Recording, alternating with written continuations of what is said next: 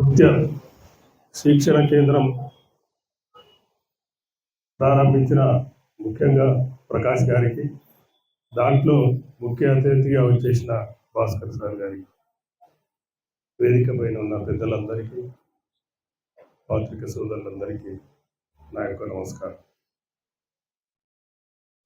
ప్రకాష్ గారు చాలా రోజుల నుంచి ఆయన చిట్లపల్లి నివాసం, ఆయనది కూడా ఒక చిన్న పల్లెటూరు నుంచి ఈ యొక్క భాష సంస్కృతి పైన మరి దాదాపు 10 సంవత్సరాల నుంచి ఆయన ఏదో ఈ ప్రాంతంలో ఇప్పుడు పెద్దలు భాస్కర్ గారు చెప్పినట్లు ఇక్కడ తీసుకురావడం ఎంతగానో ప్రయత్నించింది. దాంట్లో ఈరోజు ఈ యొక్క సమాజంలో పెద్దలు చెప్పినట్లు మనం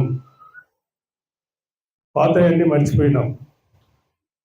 మర్చి ఇప్పుడు టీవీలు వచ్చినాక టీవీల ముంగల చూస్తూ ఉన్నాం.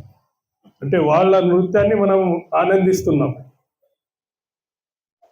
అంటే దాని నుంచి మనకు చూడడమే తప్ప కానీ ఇప్పుడు వారు చెప్పినట్లు మన ఆరోగ్యం గురించి మనమే తగ్గించుకుంటున్నాం. కాబట్టి ఇటువంటి దీంట్లో ప్రకాష్ గారు ముఖ్యంగా దీన్ని ఈ యొక్క ప్రాంతం మన ముఖ్యమంత్రి గారు ఉండడం, దాన్ని దీంట్లో తీసుకురావడం, వాస్తవంగా డ్యాన్స్ అనేది ఆరోగ్యానికి కానీ చదివే పిల్లలకి ఇంకా కూడా చాలా, ఇప్పుడే చెప్పిండ్రు, బ్యాలెన్స్ అనేది ముఖ్యం. చదువుకు కూడా మనం హెల్తీ ఉంటేనే కదా ఏది ఉన్నా. హెల్తీగా ఉండాలంటే ఏది ఎక్సర్సైజ్ అంటే ఇది ఒక నృత్యమే, అంతేనా కదా.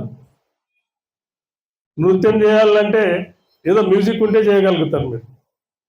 సార్ చెప్పినట్లు మ్యూజిక్ అది పాత మ్యూజిక్ వెళ్ళిపోయింది, కొత్త మ్యూజిక్ వచ్చేసింది ఇప్పుడు.